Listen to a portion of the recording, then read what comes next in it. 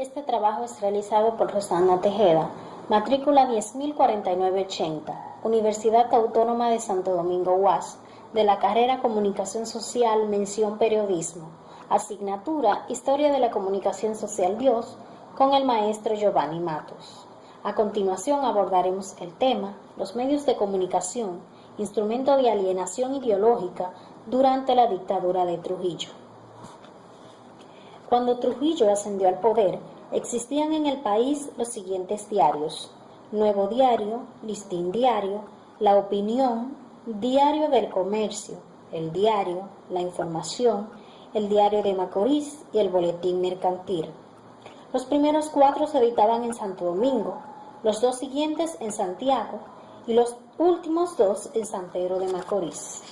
Desde su fundación el 16 de enero de 1923 en Santo Domingo, Nuevo Diario alcanzó una gran popularidad, dejando un simpático recuerdo de su labor. Era dirigido, hasta el momento de su desaparición en 1932, por el popular periodista Francisco Sanabria Hijo. El Diario del Comercio vivió una primera etapa en 1893 y reapareció el 2 de junio de 1930 en la capital, siendo el vocero del comercio dominicano hasta 1941, cuando dejó de salir. El Diario de Macorís fue fundado el 16 de octubre de 1922. Se definía como el vocero defensor de los intereses de la región este. Era dirigido por el periodista Horacio Antonio Febles. En agosto de 1941 vivió una segunda etapa hasta marzo de 1960.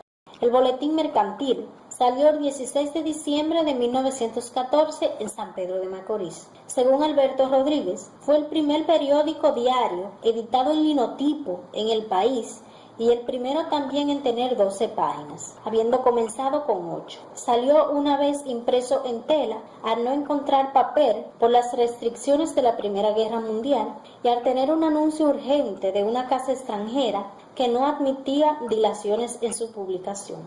Entre los diarios dominicanos fundados a partir de 1901 y que habían desaparecido en 1930 están El Dominicano, El Día de la Capital, El Diario, La Mañana, El Eco del Cibao, El Día de Santiago en su segunda época de 1905, El Tiempo, El Adalid, El Progreso, El Boletín, Las Noticias, El Día de La Vega en su primera época, La Picota, Heraldo Dominicano, El Independiente, La Hoja Suelta, El Día de La Vega en su segunda época, El Diario del Este, fundado en San Pedro de Macorís en marzo de 1918, dirigido por Miguel Rodríguez. La Prensa, fundada el 15 de octubre de 1918 en la misma ciudad.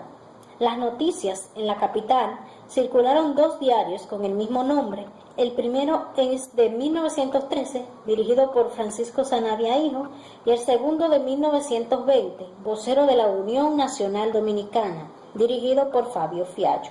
Los diarios existentes en los inicios de la dictadura eran de propiedad privada y seguían la tradición de identificarse con una u otra tendencia política. El Listín Diario de la familia Pellerano, después que concluyó la ocupación militar norteamericana, apoyó el régimen de Vázquez.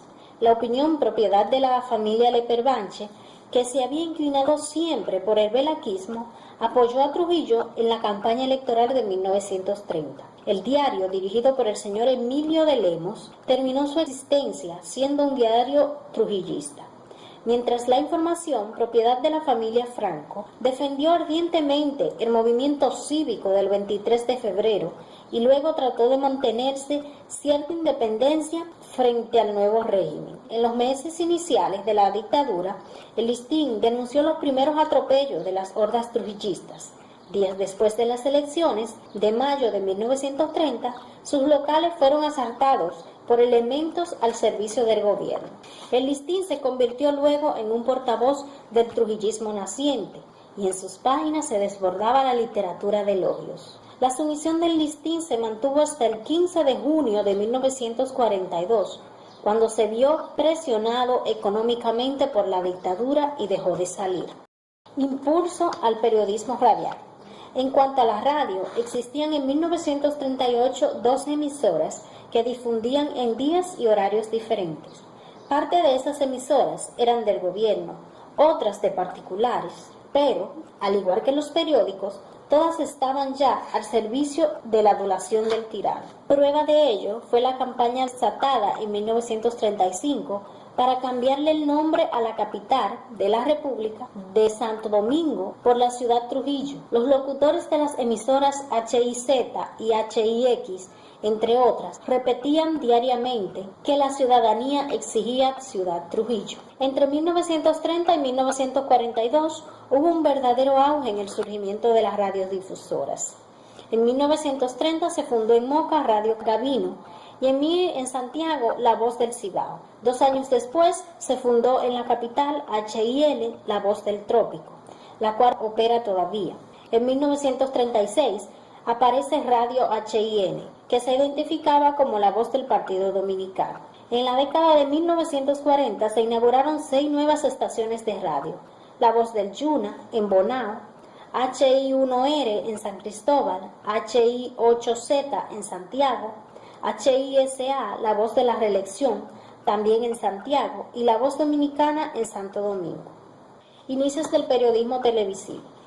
Años después de que La Voz Dominicana se transformó también en un canal de televisión, República Dominicana se convirtió así en uno de los primeros países de América Latina en poseer un sistema de televisión denominado Radiotelevisor La Voz Dominicana, Canal 4, inaugurado el 1 de agosto de 1952. Para el montaje del Canal 4 se contrataron los servicios de Radio Corporation of America, mejor conocida como RCA Corporation. 4 años más tarde se instalaron 2 relevos de la estación principal, uno en la Cumbre, Canal 9, y otro en el Cerro de la Vega, Canal 2, con los cuales su cobertura se amplió en un 60%.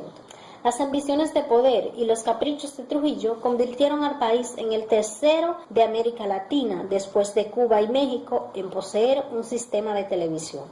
Programas en vivo, películas, noticiarios, shows, informes sobre el estado del tiempo, comedias y el primer noticiario firmado y transmitido por televisión iniciaron la programación del nuevo sistema de comunicación que transmite la voz y la imagen simultáneamente.